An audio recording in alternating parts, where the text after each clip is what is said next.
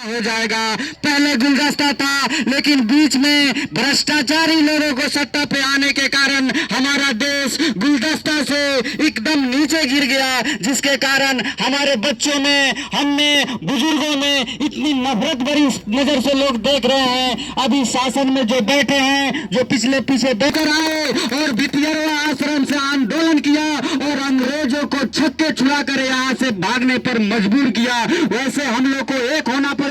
इस चंपारण के महत्वपूर्ण भूमि, इस चंपारण का जो धरती है, ये बाहर विदेशों में इसका नाम लिया जाता है कि आप लोग चंपारण के रहने वाले हैं, जहां से देश में एक सत्याग्रह छेड़ा और अंग्रेजों को यहां से भगाया गया। तो हम लोग एक हो जाएंगे तो ये करप्शन वाला सिस्टम भी दूर होगा और यहाँ से भ्रष्टाचारियों को हम लोग खदेड़ के भगाएंगे और प्रशांत किशोर जैसे ईमानदार और चहेते को हम लोग लाएंगे और दिखाएंगे कि प्रशांत किशोर वो करके दिखाएंगे जो पिछले 70 साल में कोई नहीं कर सका था। यही एक शख्स है जो पूरे बिहार में पैदल यात्रा कर रहा है। आप लोग को सोचना होगा, समझना होगा कि करप्शन को दूर करने के लिए लोग गाड़ी से नहीं चल रहे हैं। वाहिद एक शख्स है जो पैदल यात्रा करके गांव गांव, गली गली, कूचे कूचे अपने पसीना को बहा रहा है और लोगों से जनसंवाद कर रहा है, लोगों से मिल रहे हैं ताकि हम लोगों से रूबरू हो और लोगों के बीच में जो कमी है, जो करप्शन है, उसको दूर करें। तो आइए हम लोग सब मिलकर एक संकल्प लें कि जिस तरह ये पैदल चल के प्रशांत किशोर साहब हमारे गांव में आए हैं, हम लोग भी इनको साथ दें, इनको नाराज ना करें और इनको निराश ना करें और इनको चहुमुखी विकास कराने के लिए हम लोग सब लोग जुटे। लाठी का एक लाठी अगर हो तो उसको तोड़ने के लिए कोई तोड़ सकता है, लेकिन अगर सैकड़ों लाठी एक में मिल जाए तो उसको तोड़ने के लिए किसी का बाप का मजाल नहीं है, किसी का बाप का हिम्मत नहीं है कि सैकड़ों लाठी को एक बार तोड़ सके। तो हम लोग सब लोग मिलेंगे तभी ये कुछ करेंगे, नहीं तो हम लोग बिखर जाएंगे। इस समय जो बिखरने का राजनीति है, हिंदू मुसलमान को नहीं देख रहा है, मुसलमान हिंदू को नहीं देख रहा है, यही सिस्टम चल रहा है ताकि हिंदू को मुसलमान से घृणा कराएं, मुसलमान को हिंदू से घृणा कराएं, ताकि ये लोग घृणा में रहें और हम अपने कुर्सी को बचाएं। यही सब बात से मैं आप लोग को एक बार नारा देना चाहता हूं और आप लोग उस नारे में अपना साथ दें। इनकलाब, इनकलाब, प्रशांत किशोर, प्रशांत किशोर, जनसुराज, जनसुराज। इसी बातों के साथ मैं बहुत दुख है, मैं प्रशांत किशोर साहब को 8 साल में नामीबिया से 8 चीता मंगाया, उनकी उपलब्धि यही है। और वो 8 चीता जो मंगाए हैं उन पर जो खर्च है उनसे जो है 5000 लोगों को रोजगार भी दिया जा सकता है। अब आइए 1990 में हम लोग चले आए। आदाब, नमस्कार। सिकटा के गांव के इस प्रांगण में धूप तो बहुत है, लेकिन फिर भी अब आपसे मुलाकात हो रही है। माफ़ी चाहता हूं कि आप भी धूप में हैं, लेकिन इसी धूप में हम लोग भी चल रहे हैं। मेरा नाम प्रशांत किशोर है, यहीं बिहार के रोहतास जिला के एक छोटे से गांव कोनार से आते हैं। साधारण परिवार के लड़के हैं।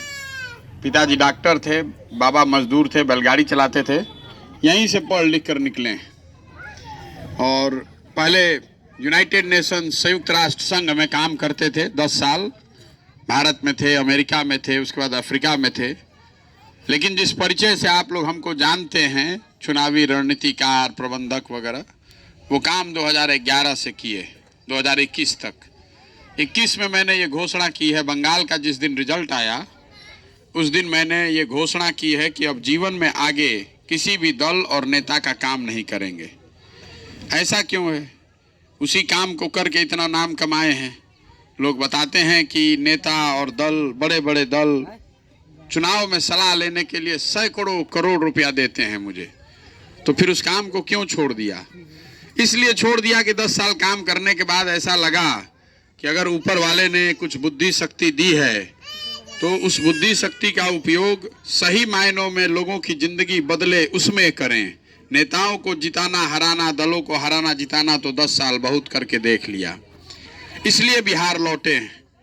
बिहार आकर दल नहीं बनाए, आपसे वोट नहीं मांग रहे, आपसे चंदा भी नहीं मांग रहे, अपने नाम का झंडा, बैनर, पोस्टर भी नहीं लगाते। तो पदयात्रा पर निकले हैं, गांव गांव जाने का प्रयास कर रहे हैं, लोगों से मिलने, संवाद करने, परिचय करने का अभियान शुरू किया है। क्यों कर रहे हैं ये? काहे करता नहीं? ऐसे कर रहल बनी कि आके जिस बिहार को, जिस राज्य को, जिन लोगों के जिंदगी को सुधारना चाहते हैं, कम से कम हम आकर देखें तो कि आप रहते कैसे हैं, कितने तकलीफ में आप हैं। आपका खेत यहाँ हम आ रहे हैं, दिख रहा है कि सूख गया है, तो पता चला कि यहाँ नहर की समस्या है, रोड की जो हालत है, बच्चों की जो दशा है, जो यहाँ शिक्षा है, जो अस्पताल की दशा है। तो जब पैदल चल रहे हैं तो दिख रहा है। वो देखने निकले हैं, लोगों से जानने समझने निकले हैं। अब बिहार में विकास हो, इसकी चिंता तो पूरे बिहार के लोगों की है, लेकिन आप जिस समाज से आते हैं, आपकी चिंता एक और जरूर है। बिहार की विकास की आपको चिंता है, उसके साथ साथ देश में जो राजनीतिक स्थिति है उसके लेकर भी आप बहुत चिंतित हैं। ये दोनों का काट क्या है? आपको लगता है कि महागठबंधन बिहार में बन गया है, तो मेरे जैसे आदमी को, महागठबंधन को अगर हम मदद करें तो उससे भाजपा को बिहार में रोका जा सकता है। तो कई लोगों ने हमको कहा कि भैया महागठबंधन का मदद करते तो वही अच्छा रहता, 24 में जोड़ लगाते तो मोदी को कहीं रोका जा सकता था। ऐसा कई लोगों को लगता है। हम आपको बता रहे हैं कि नहीं किया जा सकता ऐसा। अगर ऐसा होता तो हम पहले आदमी होते वो जो कर देते। हमने मोदी का चुनाव लड़ाया है 2014 में। स्पष्ट तौर पर आपको जानकारी होगी, नहीं है तो जान जाइए। 2014 में मोदी का हमने कैंपेन किया है।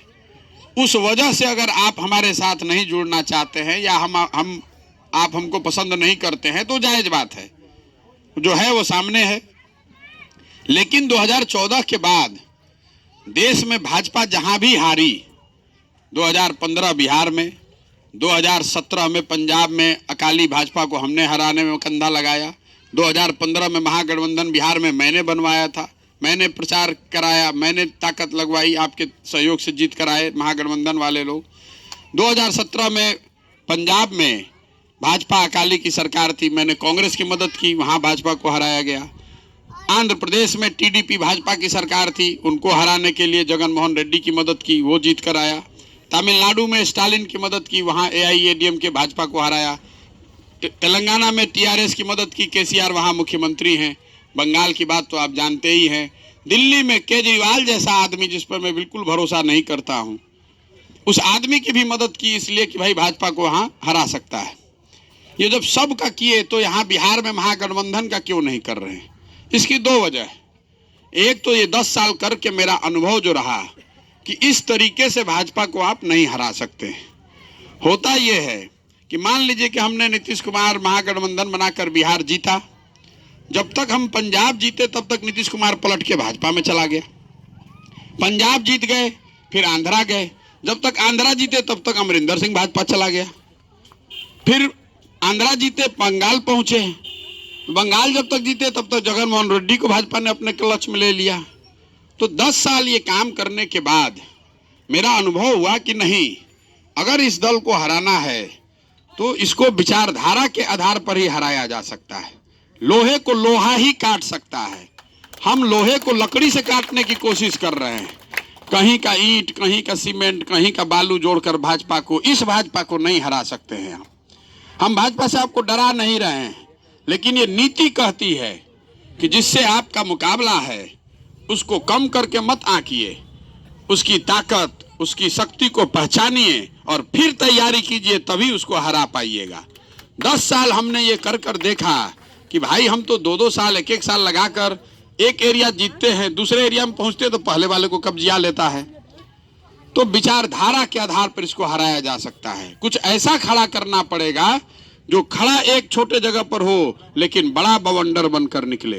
तो गोडसे की विचारधारा के खिलाफ अगर आपको लड़ना है और उसको हराना है तो लंबी लड़ाई के लिए आपको तैयार होना पड़ेगा। आप में से जितने लोग बैठे हुए हैं जो समझते हैं कि कोई जाति का समीकरण बनाकर MY बना लीजिए, MYP बना लीजिए, उससे कुछ नहीं होने वाला है। अगर गलती से 1-2 चुनाव जीत भी गए तो भी उससे भाजपा देश में रुकने वाली नहीं है। भाजपा देश में तब रुकेगी जब आप पहले पहचानेंगे कि भाजपा देश में है क्यों। वो है इसलिए कि जो कॉफी होता है, कॉफी आप देखे होंगे, नीचे कॉफी है, ऊपर झाग है। जिस भाजपा को, जो भाजपा आपको दिखती है वो झाग है, कॉफी संघ है, नीचे कॉफी बना दिया है। 25 साल 30 साल समाज के स्तर पर मेहनत करके अपनी विचारधारा को नीचे उतार दिया। अब चाहे जितना भी आप हाथ पांव मारिएगा वो निकलने वाला नहीं है, उसके लिए मेहनत करनी पड़ेगी। किसी को समाज में ये संकल्प लेके चलना पड़ेगा कि 1 साल 2 साल नहीं, चाहे 10 साल लगे या 15 साल, इसके विरोध में विचारधारा की लड़ाई, विचारधारा पर बना हुआ प्लेटफॉर्म खड़ा करना पड़ेगा। इसलिए वापस आए हैं कि भैया ये राज्य घूमने से नहीं होगा। चाहे 5-10 साल हमने लगा दिए, उस समय अगर हम कहते कि 10 साल की तैयारी कर रहे हैं तो कोई, हम खुद को नहीं मानते। आज हम पलट कर देखते हैं कि अगर 10 साल हमने नीतीश और जगन मोहन रेड्डी और इन लोगों को जिताने में नहीं लगाया होता तो शायद अब तक कुछ नया विकल्प खड़ा कर देते देश के स्तर पर। इसलिए वापस आए हैं। गोडसे की विचारधारा को खत्म करने का एक ही, मेरी जो समझ है, एक ही उपाय है, गांधी की जो कांग्रेस थी उसको पुनर्जीवित किया जाए, उसी से बात बनेगी। बिना गांधी के कांग्रेस को पुनर्जीवित किए हुए गोडसे को नहीं हराया जा सकता है। गांधी की जो कांग्रेस थी उसी में हिंदू मुसलमान सारे लोग मिलकर कोई प्रयास कर सकते हैं, सबकी बराबर की हिस्सेदारी और सबका बराबर का भागीदारी। इसीलिए बिहार आए हैं। बिहार आकर रीजनल पार्टी बनाना मेरा सपना नहीं है। अगर रीजनल पार्टी बनाकर कुछ बनना होता तो नीतीश कुमार रोज ही बुला रहे हैं। आप भी बता रहे हैं भैया महागठबंधन में चले जाइए, तुरंत हमको कुछ बना देगा। पहले भी हम ही थे, बन जाएंगे जाकर। अगर हमको कुछ वो बनना होता तो महागठबंधन बना हुआ है, नीतीश कुमार हमको 3-4 बार मिलकर कह चुके। फिर उनके साथ क्यों नहीं जा रहे हैं, उस बात को आप समझिए।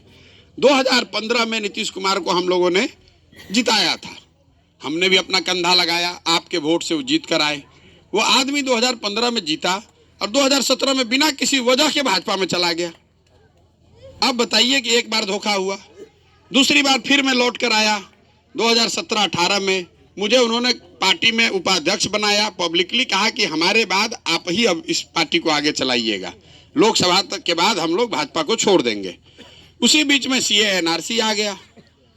मैं कहीं बिहार से बाहर था तो न्यूज में देखा मैंने कि जदयू ने CAA NRC के पक्ष में वोट कर दिया पार्लियामेंट में। तो हमने वहीं से विरोध किया, ट्विटर पर ट्वीट लिखा कि भाई ये गलत है। नीतीश कुमार से आकर मिले, पूछा उनसे कि भाई हम लोगों ने तो पार्टी में तय किया था कि CAA NRC के हम विरोध में हैं, तो पार्लियामेंट में क्यों वोट कर दिया। तो उन्होंने जो कहा वो आप सुनिए। उन्होंने कहा कि अरे प्रशांत जी काहे इसमें चिंता करते हैं, ये कोई बात थोड़े है, बिहार में हम लागू नहीं करेंगे, पार्लियामेंट में वोट हो गया, हम तो दौरे पर थे, पता ही नहीं चला। तो हम जान गए कि ये आदमी बहुत बड़ा धूर्त है, हमारे आंख में दिने में धूल झोंक रहा है। ये संभव है कि पार्लियामेंट में पार्टी वोट कर दे, इनको पता ही नहीं चलेगा। वही समय है जब मैं उपाध्यक्ष रहते हुए मैं बंगाल चला गया कि नहीं, अब इनके साथ रहने से कोई फायदा नहीं है।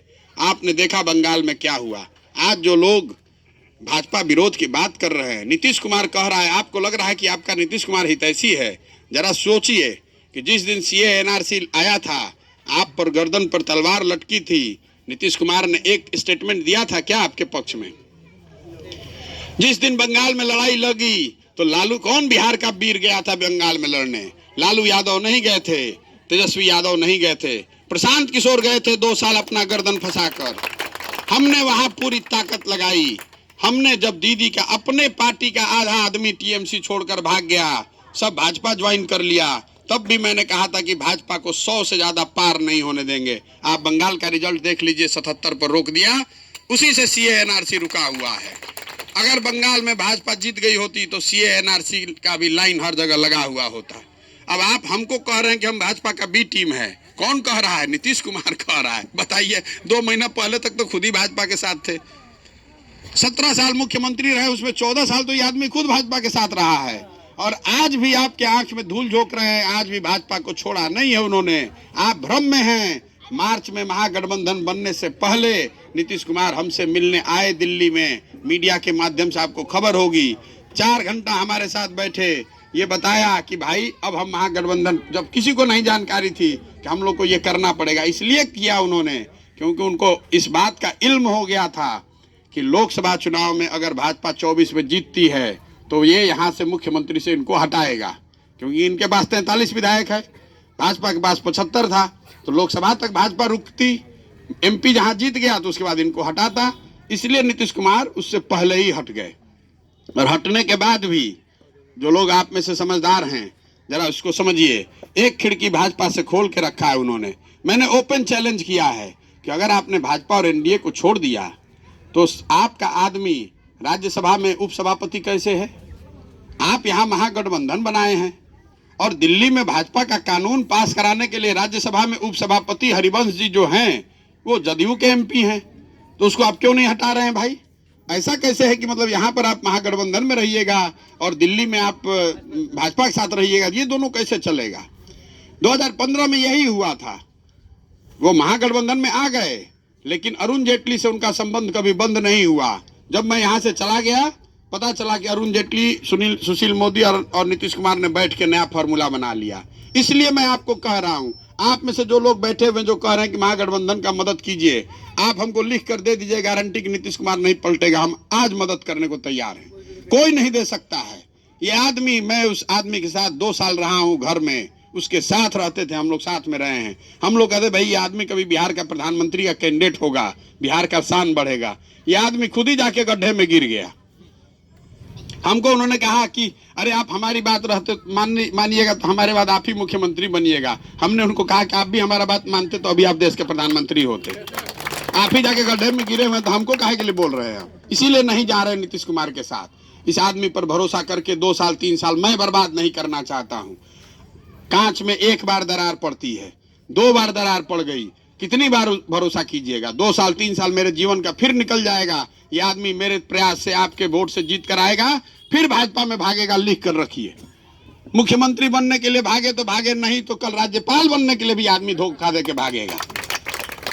कोई भरोसा नहीं है इनका। अब आप राजद की बात कर रहे हैं, आप राजद के बंधुआ मजदूर की तरह 30 साल से वोट कर रहे हैं। हमको राजद पर कुछ ज्यादा टिप्पणी नहीं करनी है। आप स्वयं से आकलन कर लें कि आपको 30 साल में क्या मिला है। आप अपने बच्चों के भैया है, फिर भी भाजपा को रोकने के लिए आपने वोट किया है। आपको कुछ नहीं मिला, फिर भी आप राजद को वोट कर रहे हैं। क्यों? क्योंकि आप भाजपा को रोकना चाहते हैं। मैं आपको हाथ जोड़कर विनती करने आया हूं, आप हमको वोट दीजिए, नहीं दीजिए, हम वोट मांगने नहीं आए। हम तो दल नहीं बनाए तो वोट कहाँ मांग रहे हैं। लेकिन आपको ये बताने आए हैं कि अगर आप किसी को हराने के लिए वोट देते रहिएगा तो जिसको जिताने का प्रयास कर रहे हैं वो भी आपका वैल्यू नहीं करेगा, वो भी आपको बंधुआ मजदूर बना के रख लिया है। अभी देख लीजिए, सरकार बनी है महागठबंधन की। महागठबंधन की सरकार में भाजपा के 2 उप मुख्यमंत्री थे ना भाई? भाजपा के कितने एमएलए थे? 75। नीतीश कुमार के थे 43। तो और अभी राजद के कितने एमएलए हैं? 77। तो उस हिसाब से राजद के 2 डिप्टी सीएम होने चाहिए थे। 2 डिप्टी सीएम क्यों नहीं बनाए गए? इसलिए नहीं बनाए गए हैं कि एक यादव तो बन गया, दूसरा MY में M बचा। तो अगर दूसरा उप मुख्यमंत्री बनाइएगा तो एक मुसलमान बन जाएगा तो बराबरी का में बैठने लगेगा। आप जरा महागठबंधन, 2 ही बात मैं कह रहा हूं। नीतीश कुमार की आप गारंटी दे दीजिए कि भागेंगे नहीं, और राजद की अगर है ताकत तो वो किसी मुसलमान को डिप्टी सीएम बनाकर दिखा दे। नहीं बनाएगा। आप भ्रम में हैं, आप भ्रम में हैं। लेकिन फिर भी अगर आप उनके साथ रहना चाहते हैं तो रहिए, आपको मुबारक हो। हमको चुनाव लड़ना जीतना होगा तो हमारे पास वो गुणा गणित आता है कि 20% अगर आप वोट नहीं भी करेंगे तो भी 80 में 50%। अभी जेलर साहब दूसरी बात कह रहे थे कि जन सुराज ही बचेगा। मैं आपको बता रहा हूं कि 80% में भी 50% वोट लेकर बिहार जीता जा सकता है। लेकिन मेरी ये जरूर इच्छा है, आपको न्योता देने आए हैं, आपको समझाने आए हैं कि मेरे भाई, आप अपना और अपने बच्चों का भविष्य देखिए जिसमें विकास और सुरक्षा दोनों हो। एक ऐसी व्यवस्था बनाइए, आइए जुड़िए। और ये किसी के पीछे चलने की बात नहीं है, ये मेरा झंडा लेकर चलने की बात नहीं है। दल मैंने बनाया नहीं है, मैंने घोषणा की है कि इस दल का नेता भी मैं कभी नहीं बनूंगा। अगर सब मिलकर चुन दे तब भी नहीं। मेरा सपना बिहार जीतना नहीं है। मैं देश में नई व्यवस्था खड़ी करना चाहता हूं, उसकी शुरुआत बिहार से करना चाहते हैं। अगर आप उसमें जुड़ना चाहते हैं तो आइए और उसमें बराबर के हकदार और हिस्सेदार बनिए। आज आप जिसको वोट देते हैं, जिसको जिताते हैं, वो भी आपको बगल में नहीं बैठाता है, कान में कहता है भैया आप किनारे रहिए नहीं तो पोलराइज हो जाएगा। हमको पोलराइजेशन का कोई खतरा नहीं है। एक और आपको भ्रम है कि अगर भाजपा विरोधी सारे लोग मिल जाएंगे तो भाजपा को हरा देंगे। इसको भी आपको क्लियर किए देता हूं। 2015 में महागठबंधन का पहला प्रयोग देश में हमने कराया है। शब्द महागठबंधन हमने लिखा है। उससे पहले गठबंधन होता था, उससे पहले महागठबंधन शब्द कहीं प्रयोग ही नहीं किया गया है। लेकिन 2015 में एकमात्र प्रयोग है जिसमें महागठबंधन जीता है। 2015 के बाद जितने महागठबंधन के प्रयोग देश में हुए, यूपी में आपने देखा होगा, सपा बसपा कांग्रेस साथ में आ गई, फिर भी भाजपा को नहीं हरा पाए। तेलंगाना में, आंध्रा में, महाराष्ट्र में, असम में, हर जगह जहां भी महागठबंधन का प्रयोग हुआ है, हर जगह भाजपा जीती है। सिर्फ दलों के जोड़ने से बात नहीं बनेगी। जब तक आप नीचे जमीन पर उतरकर प्रयास नहीं करेंगे, समाज के एक बड़े वर्ग को नहीं जोड़ेंगे, तब तक जातीय समीकरण से इस नए भाजपा को आप नहीं हरा सकते हैं। अगर हराना है तो आपको जमीन पर उतरकर मेहनत करनी पड़ेगी। बंगाल में जब हम चुनाव कर रहे थे, सब लोगों ने बहुत आकर दबाव बनाया कि भैया जो बिहार में किए थे वही कीजिए, लेफ्ट और कांग्रेस को भी साथ में ले लीजिए, तभी भाजपा को रोक पाइएगा। हम लोगों ने महागठबंधन बंगाल में नहीं बनाया, हम 48% वोट लेकर आए हैं और जीत कर आए हैं। असम में उसी इलेक्शन में महागठबंधन बनाया गया, कांग्रेस, बदरुद्दीन और सारे लोग एक साथ में आए, उसके बावजूद भाजपा असम में जीती। आपके जानकारी के लिए बता रहे हैं, वेस्ट बंगाल में माइनॉरिटी है 28%, असम में माइनॉरिटी है 37%, फिर भी आप वहां चुनाव हार गए। नहीं जीत सकते हैं आप। वैसे जीतने का एक ही फॉर्मूला है, पूरे देश में 60% आदमी भाजपा को वोट नहीं कर रहा है, 60 में 20 आप हैं, आप अपने आप को हटा लीजिए, तो जो 80% हिंदू है उसमें 50% हिंदू आज भाजपा को वोट नहीं कर रहा है। जरूरत इस बात की है कि उस हिंदू और मुसलमान को साथ में जोड़ा जाए, तभी भाजपा के खिलाफ विचारधारा के आधार पर नई व्यवस्था खड़ी की जा सकती है। आपको ये प्रोपेगेंडा से बताया जा रहा है कि सारा हिंदू भाजपाई हो गया। मैं आपको एक आंकड़ा देता हूं, इसको याद रखिएगा। वोट की बात नहीं है, समझ की बात है। ये बहुत जरूरी है समाज के एक साथ बने रहने के लिए। आपको ये लगता है कि सारा हिंदू कम्युनल हो गया, भाजपाई हो गया, लेकिन जरा समझिए, देश में 80% हिंदू है, भाजपा को 38% वोट मिला है। तो 5वें क्लास का गणित का विद्यार्थी भी बता देगा कि अगर 80 में 38 मिला है, इसका मतलब कि आधे से कम हिंदू भाजपा को वोट कर रहा है। भाजपा आपको भ्रम में डाल रही है कि आपको लगने लगे कि कोई हिंदू नहीं बचा है जिसके साथ आप चल सकते हैं, तो आप 20 ही बच जाइएगा, तो फिर कभी उसको नहीं हरा पाइएगा। इसलिए जरूरत इस बात की है कि जो गांधी की विचारधारा है उसको पुनर्जीवित किया जाए, और ये जो 50% हिंदू है जो भाजपा को ना 14 में वोट किया ना 19 में वोट किया, इसके साथ माइनॉरिटी का कोलैबोरेशन बने, और जिसमें लंबे टर्म का विजन हो, 10 साल का संघर्ष करने का जज्बा हो, तो साथ में आइए। और नहीं तो खाली चुनाव लड़के जातीय समीकरण बनाना है तो जहां है वहां वोट करते रहिए, उससे हमको कोई फर्क नहीं पड़ने वाला है। लेकिन अगर आप लंबा चलना चाहते हैं, नया विचारधारा बनाना चाहते हैं, अगर आप चाहते हैं कि लड़ाई बिहार में लड़ी जाए, लेकिन वो बिहार में कहानी रुके नहीं, बिहार के आगे भी जाए, यहाँ से यूपी जाए, यूपी के आगे दूसरे राज्यों में जाए, तो इस नई व्यवस्था में आइए, इसमें हकदार बनिए, इसमें बराबर में बनिए। मुसलमानों के विषय में एक नई विचारधारा लोगों ने फैला दी है कि ये वो लोग हैं जो लास्ट में आकर वोट डिसाइड करते हैं, जीतते हुए को वोट देते हैं। इनका अपना विचारधारा कुछ नहीं है, इनका एक ही विचारधारा है, भाजपा हराओ। ये लास्ट तक रुकते हैं और जब देखते हैं कि जिसका हवा बन गया भाजपा के खिलाफ, उसको वोट करते हैं। उससे आपको निकलने की जरूरत है। अगर आप उससे नहीं निकलिएगा तो अभी कभी भी आपको बराबरी का हक नहीं मिलेगा, क्योंकि जो आदमी जीत कर आता है या जिसको आप वोट करते हैं, वो भी जानता है कि आपने उसको वोट नहीं किया है, आप तो भाजपा हराने के लिए वही विकल्प था, इसलिए उसको वोट किया है। यही आपको बताने आए हैं, प्रयास कर रहे हैं, पदयात्रा पर निकले हैं। दूसरी एक और बात आप समझ लीजिए, कुछ लोग आपको बता रहा है कि पैसा कहाँ से ला रहे हैं, पैसा कहाँ से ला रहे हैं। हम आपको बता रहे हैं पैसा कहाँ से ला रहे हैं। पिछले 10 साल में मैंने इतने लोगों को चुनाव जिताया है। आज देश में 6 मुख्यमंत्री ऐसे हैं जिनके बनने में हमने कंधा लगाया है। बंगाल, तमिलनाडु, आंध्रा, तेलंगाना, इतने राज्यों में मुख्यमंत्री ऐसे हैं जिनके बनने में हमने कंधा लगाया है। हम उनसे पैसा मांग रहे हैं, आपको खुले से कह रहे हैं कि उनसे पैसा मांग रहे हैं। बिहार में चंदा नहीं ले रहे हैं, क्योंकि बिहार में चंदा लेंगे तो जो चंदा देगा वो दबाव बनाएगा।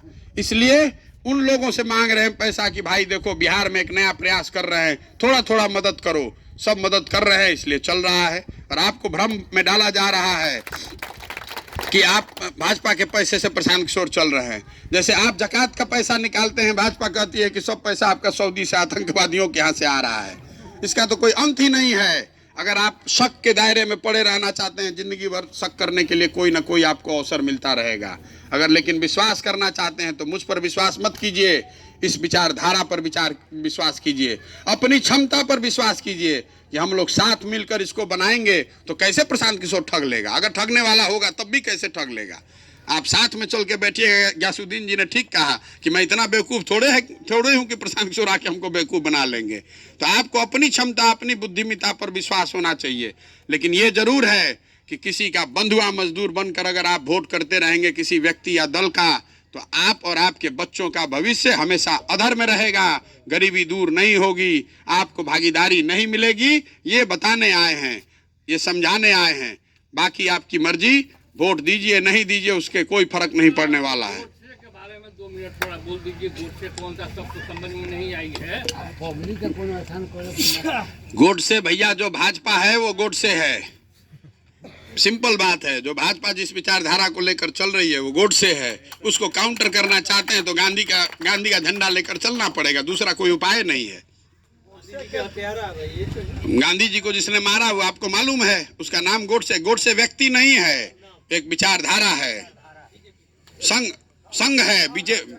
बीजेपी तो उसका पॉलिटिकल आर्म है। गोडसे वो है जिसने गांधी को मारा और वो संघ से जुड़ा हुआ आदमी था। संघ वाले उसको डिनाई करते हैं, लेकिन वो गोडसे को कहते हैं वे सही है, गांधी जी गलत है। कि गांधी गलत थे क्योंकि इन्होंने भारत पाकिस्तान का मदद जब बंटवारा हुआ तो गांधी जी ने कहा कि अगर बंटवारा हुआ है तो दोनों लोगों को बराबर हिस्सा मिलना चाहिए। कोई 50 करोड़ रुपए की बात थी जो कि पैसा पाकिस्तान में जाना था, उन्होंने गांधी जी ने अनशन करके जबरदस्ती मतलब उसको दबाव देके दिलवा दिया था, इसलिए वो लोग नाराज थे। एनीवे वो बात हम करने नहीं बैठे हैं। एक बात का 100 बात का एक बात यह है कि अगर आप लोहा को काटना चाहते हैं तो आपको लोहा बनना पड़ेगा। लोहे को ही लोहा काट सकता है, ये लकड़ी से लोहा नहीं कटेगा। ये रोज रोज आप सोचते हैं कभी नीतीश का झंडा पकड़ के, कभी तेजस्वी का झंडा पकड़ के, इससे आप नई भाजपा से नहीं लड़ सकते हैं। अपनी शक्ति, अपनी ताकत पर भरोसा कीजिए, नई व्यवस्था बनाइए, उसमें आकर हिस्सेदारी मांगिए, उसमें भागीदार बनिए, उसको आगे बढ़कर लीड कीजिए। हमारे पीछे चलने की बात नहीं है, हमारे साथ चलने की बात है। और आप इतना बात मानकर चलिए, हम इतना हल्के में बोलने वालों में से नहीं हैं। आप मानकर चलिए कि हम बिहार में अगर लड़ने आए हैं तो इसके जीतने का खाका दिमाग में बना कर आए हैं। कोई चुनाव हारे नहीं। पिछले 11 साल में जितने चुनाव कराए हैं, यूपी 17 का चुनाव छोड़ दीजिए, तो आज तक कोई चुनाव नहीं हारे हैं। तो अगर बिहार में आए हैं तो हमको मालूम है कि ये कठिन काम है। इसको करने के लिए 3 साल 4 साल मेहनत करनी पड़ेगी, पसीना बहाना पड़ेगा, व्यवस्था बनाना पड़ेगा। अगर पैसा नहीं रहेगा कैसे लड़ेंगे चुनाव? कोई गरीब घर का लड़का अगर होशियार है उसकी मदद के लिए कैसे खड़ा हो पाएंगे? तो पैसे के अभाव में कोई गरीब का लड़का पीछे न छूट जाए, इसलिए पैसे की चिंता नहीं है, पैसे की व्यवस्था की जाएगी। जो भी कुछ करना पड़ेगा। हम इतने कमजोर नहीं है कि नीतीश कुमार और लालू यादव का मदद का हमको जरूरत नहीं है। हम अकेले काफी हैं इन दोनों तीनों को धकियाने के लिए। आप देख लीजिएगा।